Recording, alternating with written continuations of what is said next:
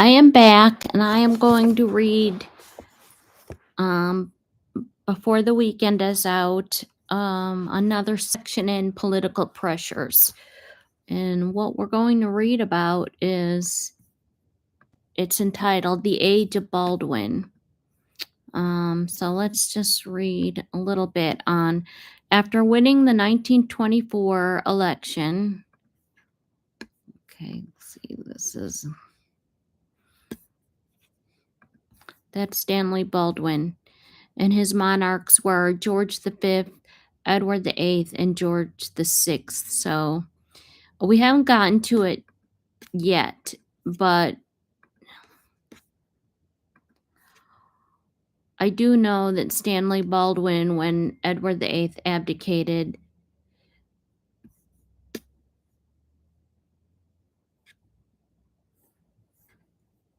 he was very good about basically telling Edward VIII that he couldn't marry Wallis Simpson, which turned out to be a good thing because the marriage it was a more conservative time, yes.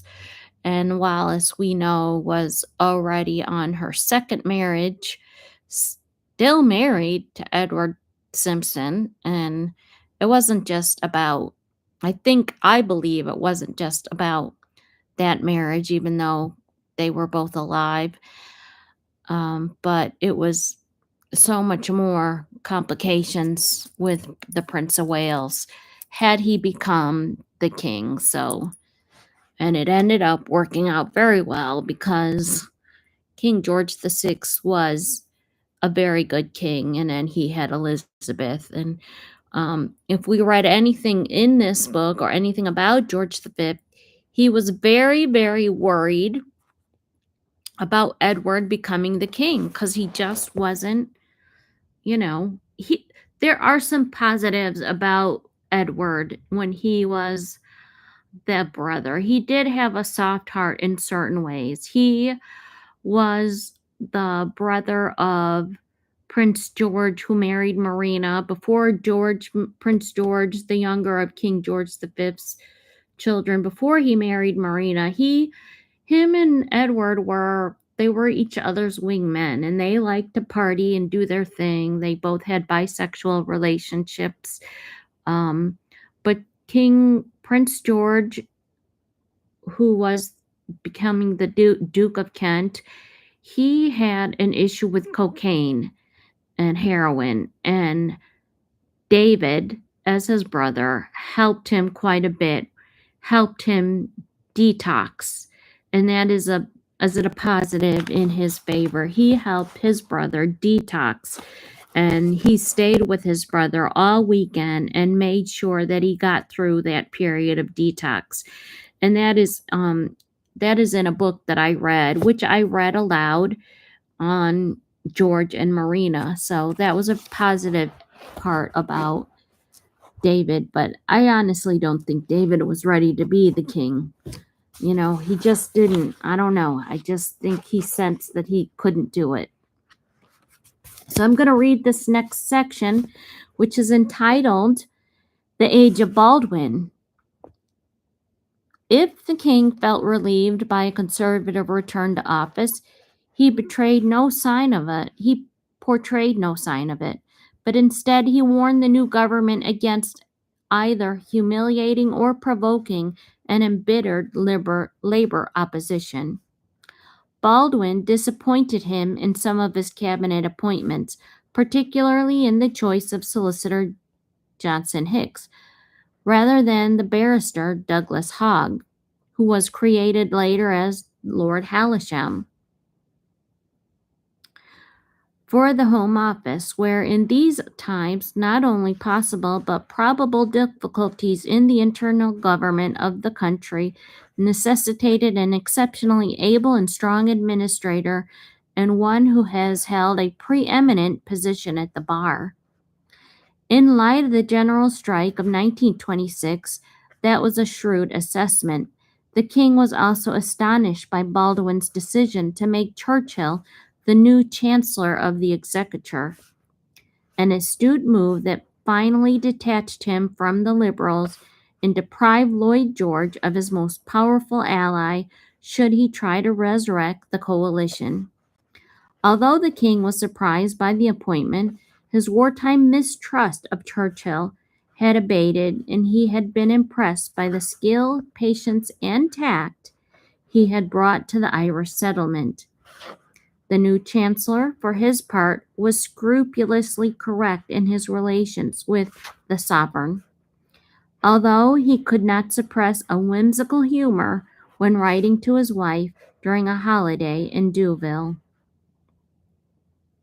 Among other notorieties in the room, I perceived the Shah of Persia also parting with his subjects' cash and handed him a packet by his prime minister. Really, we are well out of it with our own gracious monarch. On one cabinet post, the king and his prime minister were in complete accord that the new foreign secretary should not be Lord Curzon, but he should be Austen Chamberlain. The arrogance and irritability which flawed Curzon's majestic intellect had left him as disliked as quasi D'Orsay, Palazzo Chigi, as he was in the Foreign Office. Consoled with the lesser place of Lord President of the Council and leader of the House of Lords, he had once embarked on a quarrel about minor court appointments. These, he wrote in outraged tones, the king had half begun to distribute without any knowledge that he must consult me in the matter. Stanfordham was neither very reasonable or very agreeable about it.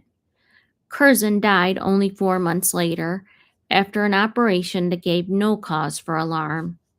Hours before his death, there arrived at the palace a letter of graceful farewell from the king's faithful and devoted friend and minister.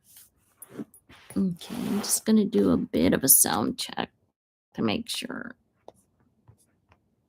that now while I'm recording this, that it sounds.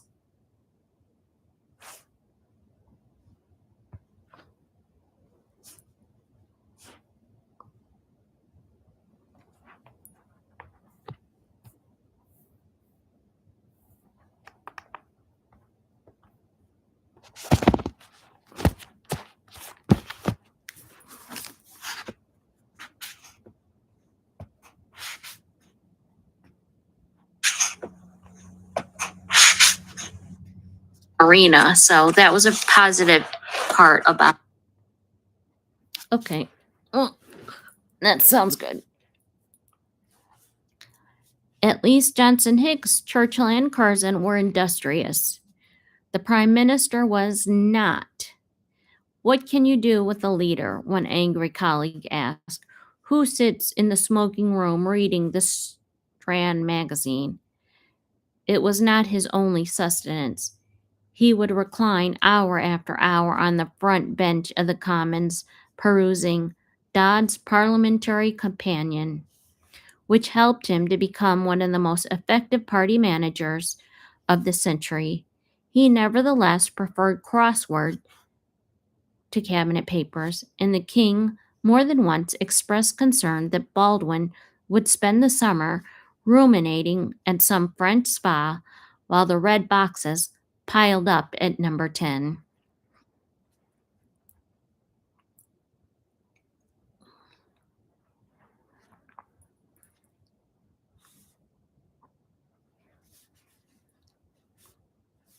Even when the prime minister did remain at the helm, the king could not have found it reassuring to read of his appearance at the Eton and Harrow cricket match in a baggy old suit and soft hat.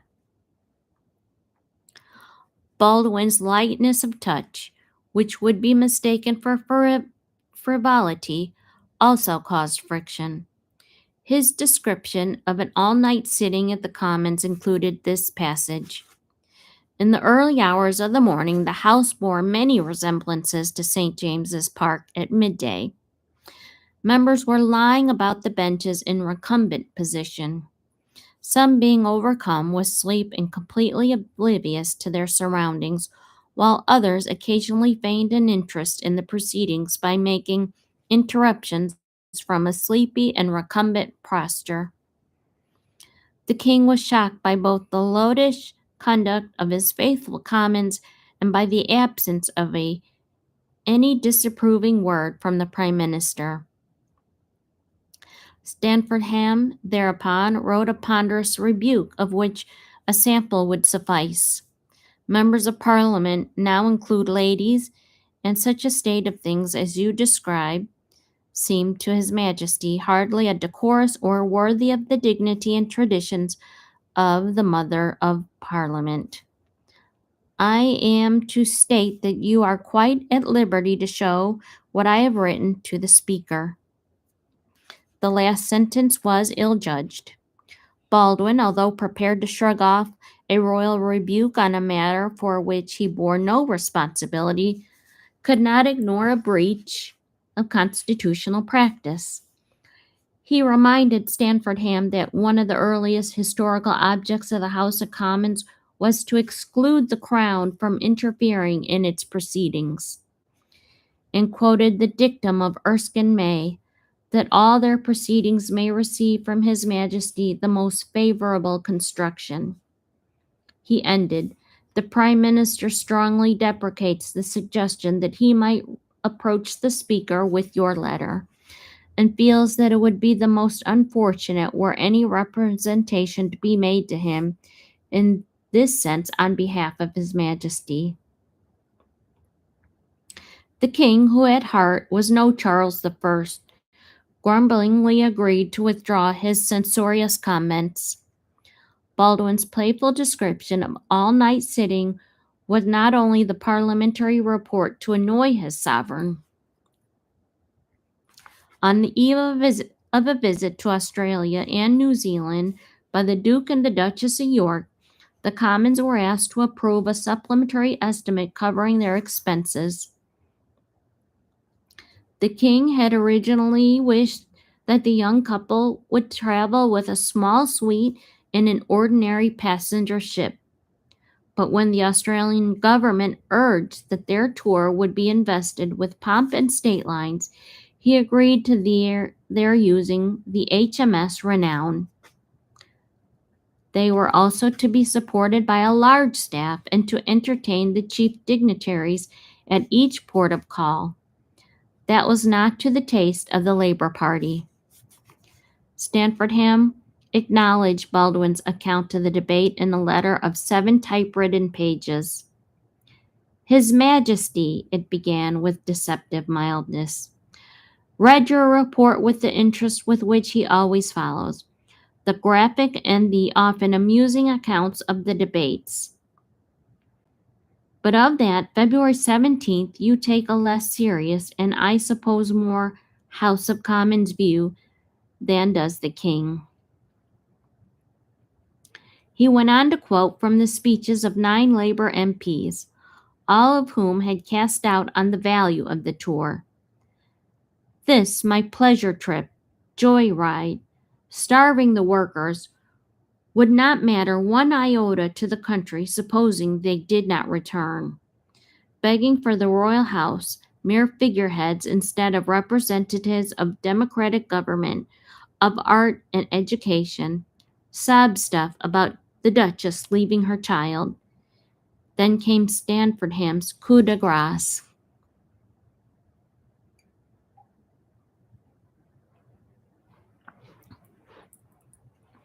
Though Parliament may discount these utterances as the irresponsible babble of the extremists of the Labour Party for the consumption of their constituents, His Majesty takes a graver view of these flippant, discourteous, if not insulting, allusions to his family. And the king objects to the royal family being made a target to be shot at by members of the Labour opposition, unrebuked by their leader and undefended by any member of the government. So long as the monarchy and the empire exist, it is but natural that the Dominion should look for periodic visits from members of the royal family. But for the reason I have endeavored to explain, the king has decided in future to refuse permission for any member of the royal family to pay such official visits unless the expenses incurred are defrayed by the respective dominions, and His Majesty desires that this decision may be duly recorded. Queen Elizabeth I, I could Queen Elizabeth I could not have spoken more imperiously. On October 1925, immediately after the Trades Union Congress had met in what McDonald called feverish uncertainty and widespread ill will, Henry Cannon wrote in his diary, Massa Green confided to me something which I have long suspected but never heard put into words. The feeling of disappointment and almost resentment that prevails in a certain class of the king's lack of initiative. He is so uninspiring and does nothing to stem the swelling socialist tide. A man with more personality and charm could achieve much and become a rallying point. It is one of history's ironies to supply thrones with weak kings in times of revolution. Neither a 12th Viscount nor a young expatriate from Chicago realized that George V saw himself as king not only of the well-born and rich, but also of the deprived and the poor. This he demonstrated again and again throughout the industrial unrest that punctuated his reign.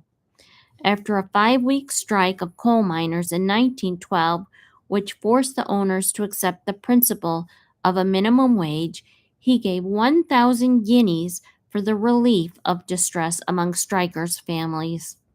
In 1921, he warned the cabinet that it could not expect people to subsist upon the unemployment benefit of 15 for men and 12 for women. In January 1926, he asked the government to strengthen a paragraph in the speech from the throne on the difficulties in the coal industry and to insert an appeal for unity. In April, a few days before the unrest in the coal fields and a proposed reduction of earnings precipitated the general strike, the king told Lord Durham at Newmarket races that he was sorry for the miners. Durham, a considerable coal miner, replied that there were a damn lot of revolutionaries. The king turned on him furiously, trying to live on their wages before you judge them. He also told one of the ministers, Leo Amory, that no coal owner or investor should be allowed to receive a dividend of more than 10%. King wanted to reign over a contented nation and suffered intensely when it was not so. I never seem to get any peace in this world, he wrote of an approaching strike. Feeling very low and depressed, when on May 4th, 1926, the TUC declared a sympathetic strike with the miners, hoping to paralyze transport and other essential services, the king was urged to intervene as a mediator. But the precedents of the Parliament Bill and Irish Home Rule were not encouraging. Stamfordham wisely replied that the king would call a conference of reconciliation only on the advice of the prime minister, and Baldwin remained silent. Nor was the Prince of Wales allowed to undertake a fact-finding tour on the provinces and so risk being drawn into taking sides between the strikers and the government.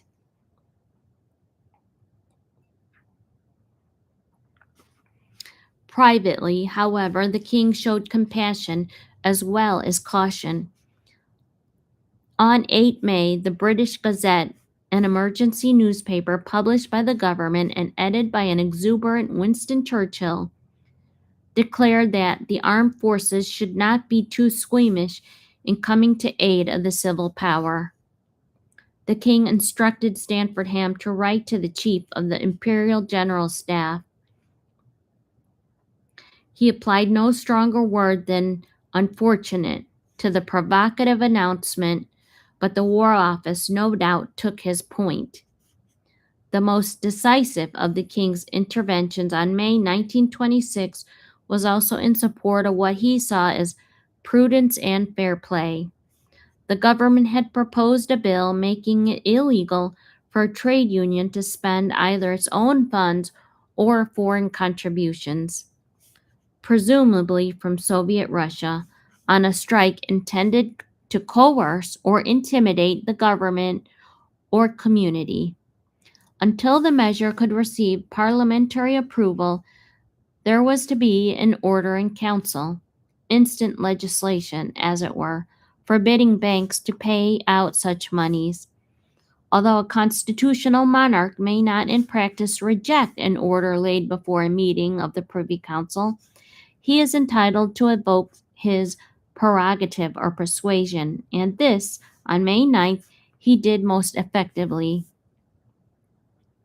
Stanfordham wrote of the encounter, "At the council, the king told both the Home Secretary and the Attorney General that he was not at all sure that the government would be acting wisely in adopting either the measure authorized by the order in council or those to be obtained by the bill to be introduced on the 11th.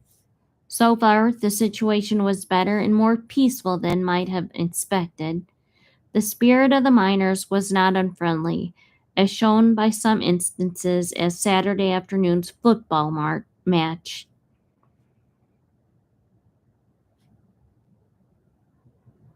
Any attempt to hold on to or control the trade union funds might cause exasperation and provoke reprisals. If money were not forthcoming to buy food, there might be looting of shops, even banks. The king laid stress almost upon the inevitable uproar which the introduction of such bill would create in the House of Commons." Stanfordham's memorandum continues, "In the afternoon of Monday, on 10 May, private information reached the king that the cabinet as a whole was by no means satisfied as to the proposed legislation, that there was a danger of the Prime Minister being rushed by some of his hot-headed colleagues into legislation which might have disastrous effects, especially at the psychological moment when there is but little bitterness or feeling between the government and the strikers." After a further cabinet meeting, the original order forbidding the banks to pay out money to trade unions was watered down to one merely requiring details of such transactions to be supplied to the government on demand. Before even the innocuous measure could be implemented, the general strike had collapsed. The miners, however, refused to return to work for another 6 months. "The palace is like an ice house," a courtier complained in November. "Only wood fires, no central heating is allowed, and the only coal fire is in the king's sitting room." The king deserved his coal fire. By resisting the inflammatory legislation of his ministers, he helped to create an atmosphere of conciliation and an ultimate settlement largely free from bitterness. It is this sympathetic and statesmanlike approach to industrial strife which dominates the chapter on the general strike in Harold Nicolson's Life of the King.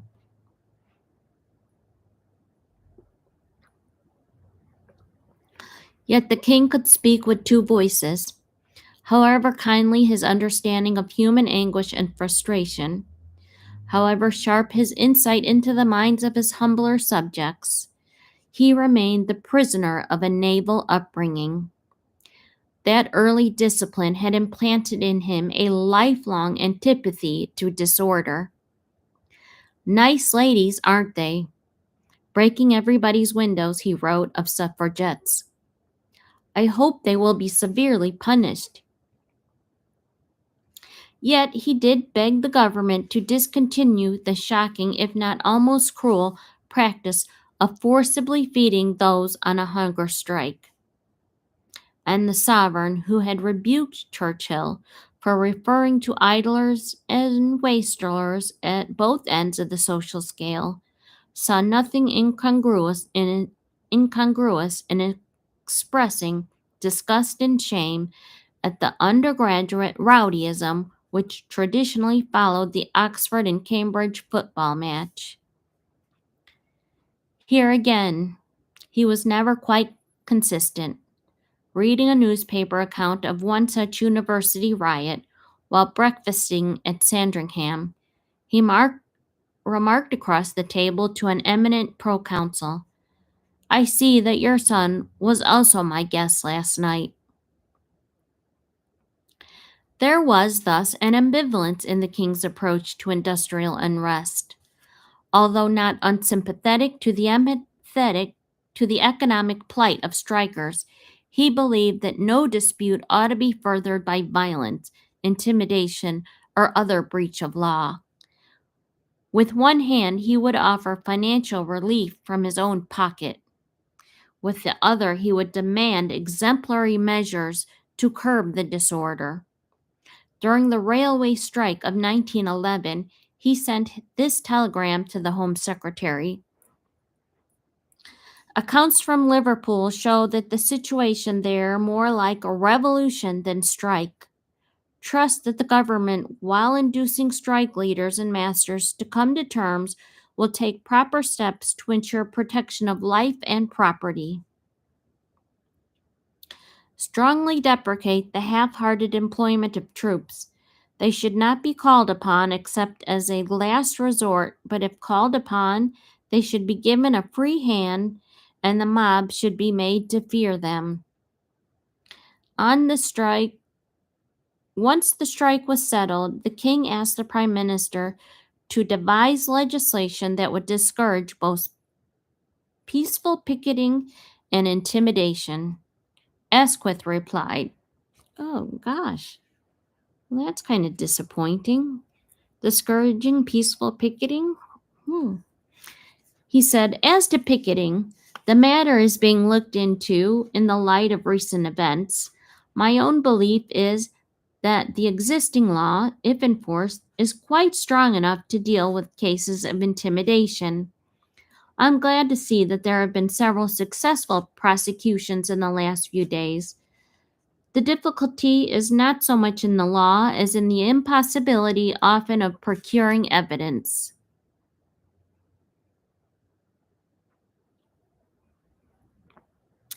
15 years later, the king remained unsatisfied with the state of the law.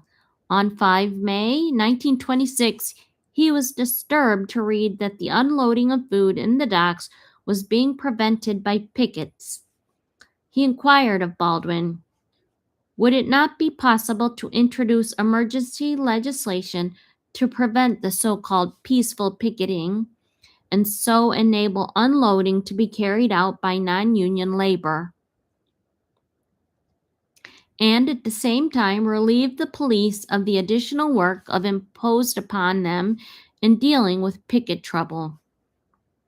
Downing Street replied that the king was in effect recommending an amendment to the Trades Dispute Act of 1906, an amendment which many conservative MPs thought desirable, but which would be highly controversial and so inopportune.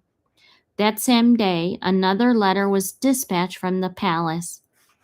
The king is somewhat concerned to find from the official reports that the people who are ready and desirous of assisting the government in the maintenance of law and order are suffering considerably from intimidation from the strikers and other evil disposed parties, with the result that transport, which is the mainspring of the government's arrangements, is threatened. And he went on to urge that until martial law be proclaimed and the safety of the country passes into the hands of the military, one executive officer should be responsible for all police control. In the same aggressive vein, he asked the government whether union leaders were threatening to call out more men, and so add 1 or 2 millions to the number of strikers that could not be arrested. The king's readiness to suspend the rule of law is in abrupt contrast both to the restraint which he preached to his ministers at other times during the general strike and to the paternal benevolence which will always be associated with him. Within 24 hours, however, the strike was over and the king once more a constitutionalist. He wrote in his diary, "Our old country can well be proud of itself, as during the last 9 days there has been a strike in which 4 million people have been affected. Not a shot has been fired and not one person killed. It shows what a wonderful people we are." Okay, and that ends the age of Baldwin. So I am going to take a break this weekend, and on Monday I am going to resume reading and finishing out the rest of the political pressures. We will be reading on 3 other topics, which is the Indian Summer, At Death's Store, and McDonald Carries On. And after that, there will be chapter 10. As I said, and that's the last of the chapter. So I appreciate anybody listening because it has been quite a journey reading about King George V. And the last chapter is chapter 10, the last years. And it has 6 different topics: the menace of the dictators, sunshine and clouds, at the microphone, silver jubilee, demise of the crown, and requiem. And this is a very, very good book. And you can purchase this, if you're interested at all, by going to thriftbook.com. They have it in paperback and they have it in hardcover. It's an old book, and let me see if I can find.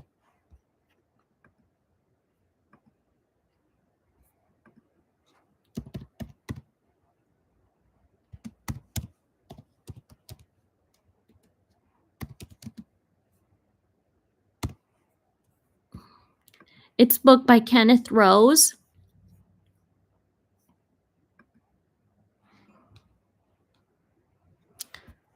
Yeah. It's not recognizing. It's telling me that I gotta have the V.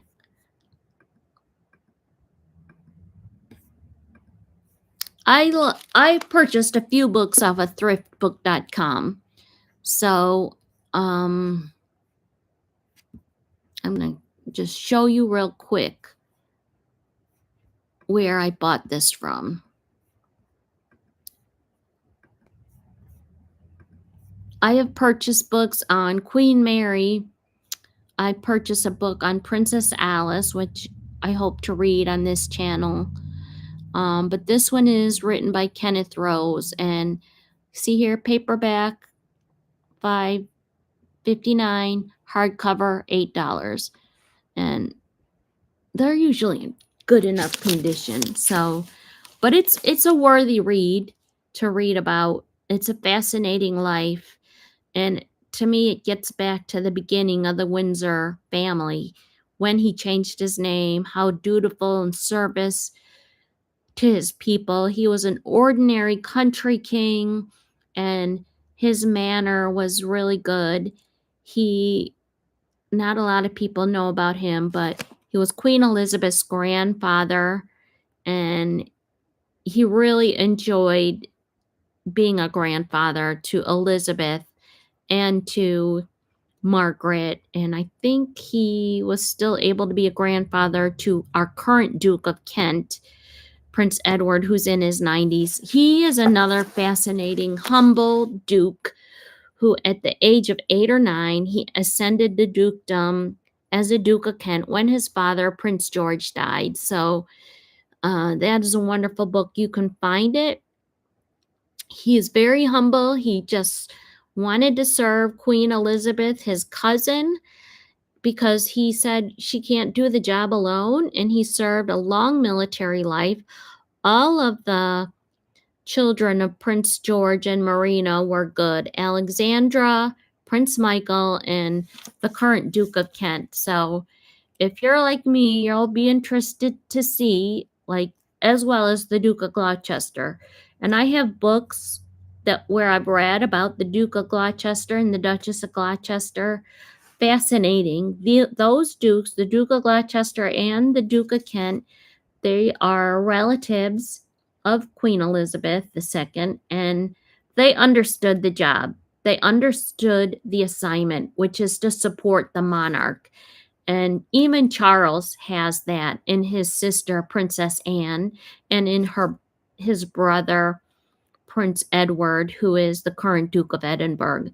They understood the assignment. They had the right personality.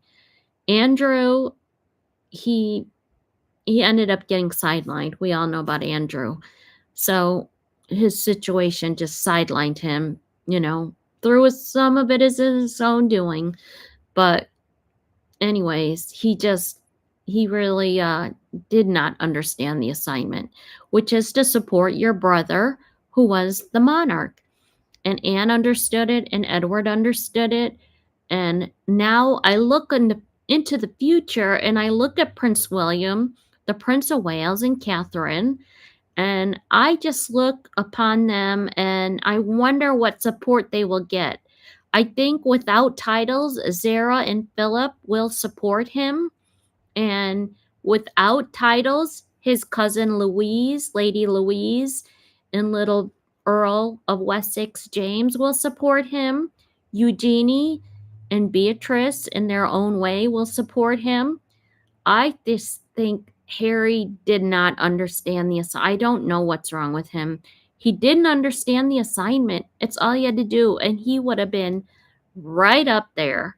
He would have been William's wingman, and so would Megan. She would have been Catherine's wing woman, and I don't know. I think they chose a wrong path. They could have chosen to stay.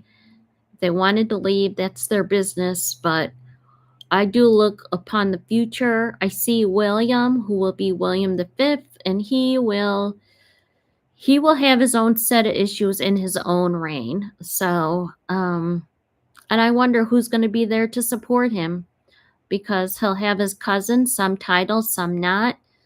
Is the Duke of Gloucester and the Duke of Kent, are their oldest children, are they going to assume the dukedoms because they are hereditary dukedoms? We'll find out, because the Duke of Kent is 90. If he isn't 90, he's 89, something like that. But he has a fascinating story. So I'll be interested to see what happens to the Duke of Kent when he passes, if his son, who's lived like a long and successful career, because when you look at Prince Richard, he ended up becoming the Duke of Gloucester because his brother William died an unexpected death. He was a very intelligent architect. He had a bright career ahead, and he had to stop everything he was doing, and he became the Duke of Gloucester. And he is a very low-key, I can't find any books on him, but I have found one by Helen Cathcart on the current Duke of Gloucester, Brigitte. So that's a really good one. You can find that on Audible. But I'm going to end this here, and I thank you very much for listening, and I hope you have a wonderful weekend and have a nice day.